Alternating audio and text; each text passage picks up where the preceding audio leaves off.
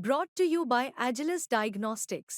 Health test की बात आती है तो मैं भरोसा करता हूँ India largest diagnostics company Agilus diagnostics. खुद को टेस्ट करते रहो। जो 14 सूत्री गाइडलाइन है जिसे कंस्ट्रक्शन निर्माण संबंधी कार्यों के दौरान फॉलो करना है, वो मैं आपको पढ़ के सुना रहा हूं। पहला, सभी निर्माण साइटों पर निर्माण स्थल के चारों तरफ धूल रोकने के लिए ऊंची टीन की दीवार खड़ी करना जरूरी है।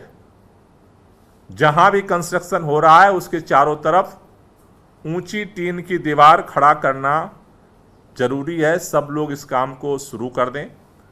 दूसरा, धूल प्रदूषण को लेकर पहले केवल 20,000 वर्ग मीटर से ऊपर के निर्माण साइट पर ही एंटी स्मॉग गन लगाने का नियम था। पिछली बार जब मैं इंस्पेक्शन कर रहा था तो कई लोगों ने कहा कि पहले तो केवल 20,000 से ऊपर ही लगता था, इसलिए हमने नहीं लगाया। अब नियम में बदलाव कर दिया गया है। अब 5,000 वर्ग मीटर से लेकर के उससे अधिक एरिया के निर्माण साइट पर भी एंटी स्मॉग गन लगाया जाएगा। मैं दोहरा देता हूं, पहले 20,000 वर्ग मीटर से केवल ऊपर वालों को एंटी स्मॉग गन लगाना होता था। अब 5,000 वर्ग मीटर से ऊपर की जो भी कंस्ट्रक्शन साइट्स हैं उनको एंटी स्मॉग गन लगाना मैंडेटरी है। इसका 4 कंपोनेंट है। 5,000 से 10,000 वर्ग मीटर का निर्माण साइट पे एक एंटी स्मॉग गन लगाना है। 10,000 से 15,000 वर्ग मीटर की साइट पे 2 एंटी स्मॉग गन लगाना है। 15,000 से 20,000 वर्ग मीटर की साइट पे 3 एंटी स्मॉग गन लगाना है। और 20,000 वर्ग मीटर से ऊपर की जो निर्माण साइट हैं वहां पे 4 एंटी स्मॉग गन लगाना है। तीसरा जो नियम है, निर्माण और ध्वस्तीकरण कार्य के लिए निर्माणाधीन क्षेत्र और भवन को त्रिपाल या नेट से ढकना जरूरी है। चौथा, निर्माण स्तर पर सामग्री लाने ले जाने वाले वाहनों की सफाई एवं पहिए साफ करना जरूरी है, जिससे कि जो डस्ट होती है वो सड़क पे ना जाए।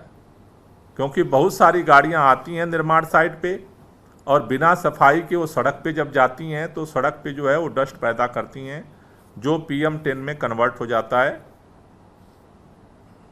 पांचवा है, निर्माण सामग्री ले जा रहे वाहनों को पूरी तरह से ढकना पड़ेगा, जिससे कि कई सारे लोगों को हम देखते हैं गाड़ियां जो है कंस्ट्रक्शन सामग्री लेकर के आती हैं, जो लेबल होता है माल को स्टोर करने का उससे ऊपर होता है और पूरे सड़क पर जो है वो सामग्री गिरती हुई चलती रहती है।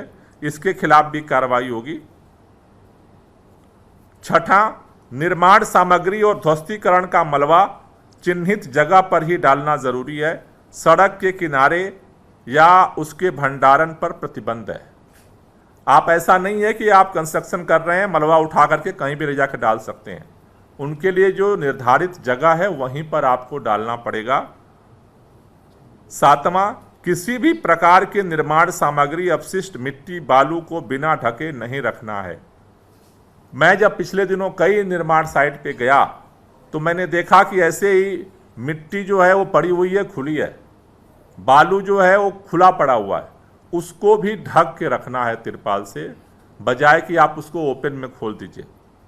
आठवां, निर्माण कार्य में पत्थर की कटिंग का काम खुले में नहीं होना चाहिए। साथ ही साथ वेट जेट का उपयोग पत्थर काटने के लिए किया जाना है।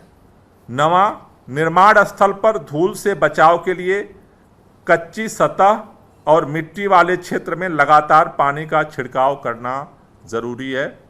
10वां, 20,000 वर्ग मीटर से अधिक क्षेत्र के निर्माण और ध्वस्तीकरण साइट जाने वाली सड़क पक्की और ब्लैक टोपल होनी चाहिए, क्योंकि वहाँ बार बार गाड़ियाँ जाती हैं जिससे धूल का गुबार आसमान में जो है वो उठता रहता है। 11वां, निर्माण और ध्वस्तीकरण से उत्पन्न अपशिष्ट का साइट पर ही रिसाइकल किया जाना चाहिए। चिन्हित साइट पर निस्तारण किया जाए और उसका रिकॉर्ड मेंटेन किया जाए। 12वां, निर्माण स्थल पर लोडिंग, अनलोडिंग एवं निर्माण सामग्री या मलबा की ढुलाई करने वाले कर्मचारियों को डस्ट मास्क देना ज़रूरी है। कई जगहों पर जो वर्कर होते हैं उनको सबसे ज़्यादा जो डस्ट पोल्यूशन का शिकार होना पड़ता है, तो उनके लिए जो भी एजेंसी काम करा रही है उनको डस्ट मास्क देना जो है वो ज़रूरी है। 13वां, निर्माण स्थल पर कार्य करने वाले सभी वर्कर के लिए चिकित्सा की व्यवस्था करनी पड़ेगी। वहाँ पर एक मेडिकल किट और मेडिकल उनके पास जो है सुविधा होनी चाहिए। 14वां, निर्माण स्थल पर धूल कम करने के उपाय के दिशा निर्देशों का साइन बोर्ड, ये जो गाइडलाइन है 14 सूत्री, डिपार्टमेंट के द्वारा सभी एजेंसियों को भी भेजी जाएगी। आप उसे ले लें और जो भी कंस्ट्रक्शन साइट है उसे वहाँ पर चस्पा करना होगा, जिससे कि लोगों को इसके बारे में पता हो और साथ ही साथ